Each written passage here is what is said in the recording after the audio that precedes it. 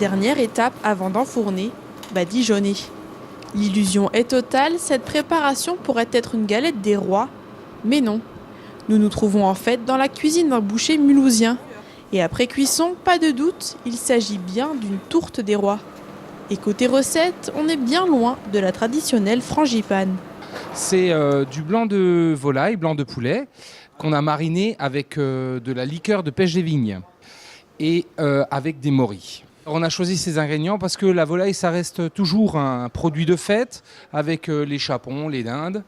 Et on a décidé de mettre le poulet en avant et les morilles qui est toujours le champignon roi pour les fêtes. Mais il est encore plus surprenant du côté de la poutroie. C'est ici que l'on fabrique du Münster depuis 1995 et pour la première fois cette année, un fromage des rois est sorti de l'atelier de fabrication. Il a tout d'un Münster, mais ça n'en est pas tout à fait un. C'est un fromage qui a la même technologie qu'un Münster, mais c'est plus un Münster puisqu'on a mis de la fleur de sureau dedans. Et en plus avec la fève, c'est un petit peu compliqué d'appeler un fromage Münster.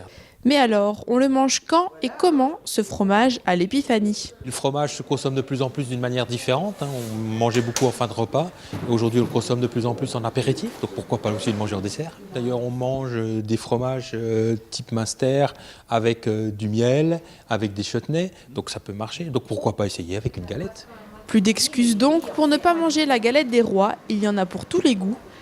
Et pour les amateurs de sucré en quête d'originalité, les boulangeries et pâtisseries proposent de nombreuses alternatives à la frangipane traditionnelle, comme cette galette des rois saveur pistache griotte.